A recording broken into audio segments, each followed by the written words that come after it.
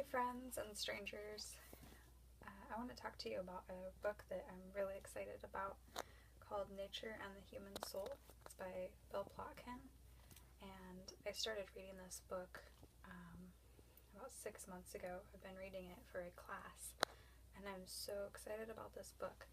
It talks about a human development model for a sustainable culture, what Plotkin calls a eco or soul-centric culture, a culture that's centered around ecology and soul rather than the industrial growth society, which he says is the industrial growth society is a culture stalled in adolescence, full of humans who are not maturing to our full capacity for mature adulthood and elderhood, which would bring balance back into our society. So I would love to go into great detail about this, but just to start, I want to show you this diagram of the different stages of what he calls the wheel of life. So this model of human development is based off of nature, so rather than going linearly from birth to death, it's a cycle. It's a circle that matches up with all sorts of significant symbolism from nature and from traditional cultures and indigenous cultures all over the world, past and present. It matches up at each stage and each rite of passage. There's 8 stages and 8 rites of passage between the stages, and each of those matches up with a time of day and a part time of the year, a season, and equinoxes or solstices or cross quarters for people who are pagan and or Wiccan or use any form of the pagan wheel of the year. This might look very similar. This wheel might be very similar to you because each rite of passage actually corresponds with one of the pagan holidays, as well as many other things. So I guess I'll talk a little bit about each of the stages. So the first stage of life he calls the innocent in the nest. And so each stage actually has an archetype, and then it has a location in nature. It's all about getting us back rooted in nature rather than in our industrial world that's separate from nature. And that's why he uses these locations that are natural locations like the nest. And that's what a baby is in infant. For the first few years of life, they're the innocent in the nest. And I might go into further detail about each of the stages in later videos, but right now I just want to go over the basics. So the second stage is late or middle childhood.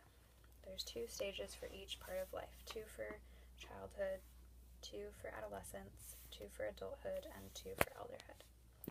So we've got the innocent in the nest for early childhood, the explorer in the garden for middle childhood. So this is like after a child is big enough to be able to walk and talk, but they still need a safe space like a garden to have some limits about how far they go and still be protected by their family. The third stage marks a significant shift. It's the first stage of adolescence, early adolescence, and that's the thespian at the oasis. So thespian meaning like scholar, and the oasis being the cultural oasis. There's an awakening that happens at puberty where you realize that there's just so much to learn out there, and so it's the oasis of culture, of society, of stepping outside of your family and starting to be a part of the larger world. And that also includes sexuality, because puberty becomes your first initiation into sexuality, and that is also an oasis that goes deep that the thespian begins to drink from. The fourth stage is the wanderer in the cocoon, and this is late adolescence, and this is really significant stage 2. It's really it's a whole stage that's practically like a rite of passage into itself, because this is a time when the individual leaves behind not only what they came to know as a child from their family, but also their initial identity that they created as an early adolescent. And they start exploring the mysteries of their own psyche, their emotions, emotional wounds that they sustained as a child, and really going within to the depths of mystery and psyche. And what they find there is, hopefully, is their soul, which Plotkin defines in a very specific way.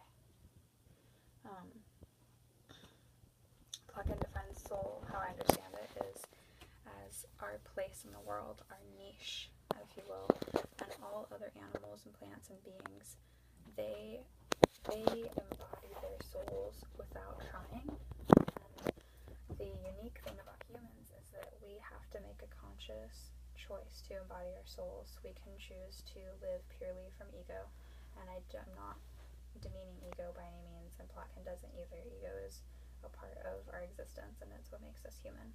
But the ideal that this model proposes is that our egos are in service to our souls. Not that we get rid of them, because then we would not be human anymore.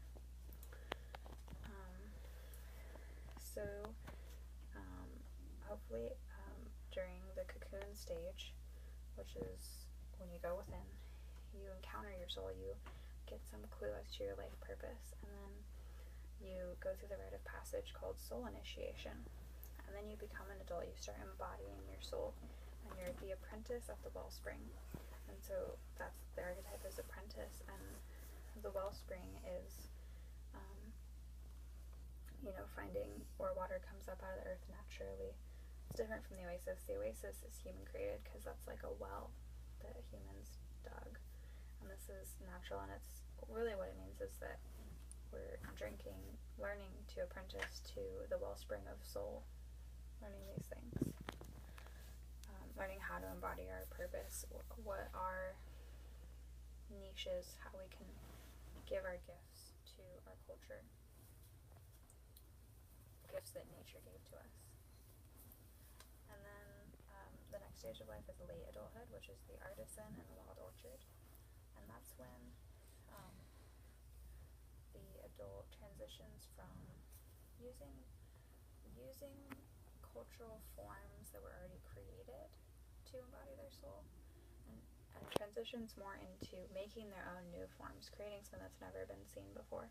And it's the wild orchard because it's like apples that are open pollinated and allowed to cross pollinate to make new breeds, and maybe they don't always turn out so sweet, but if you don't allow apples to cross pollinate, you don't never have the opportunity to create new varieties.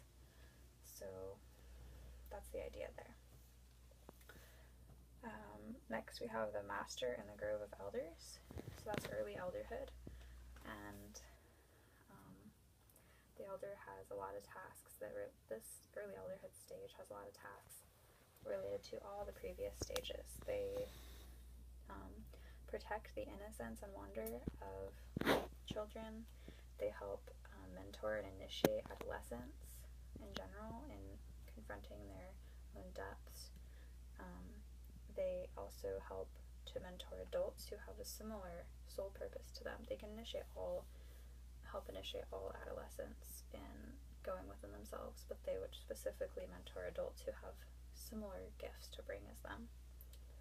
And they also help to guide the evolution of the culture and maintain balance between culture and nature, between the natural world and the human community. And then the last stage is late elderhood, and that's when the elder, it's not that they no longer have a purpose in community, but they're just in a state of being.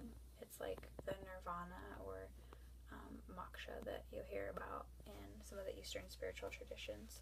They've gone through all these stages. They've really experienced every aspect of being a human to its fullness, and through that they've reached a form of enlightenment where they're really in touch with the whole universe, and just their presence brings that awareness of being a member of the universe to the whole community, and as they give that gift, they prepare to surrender to death. So,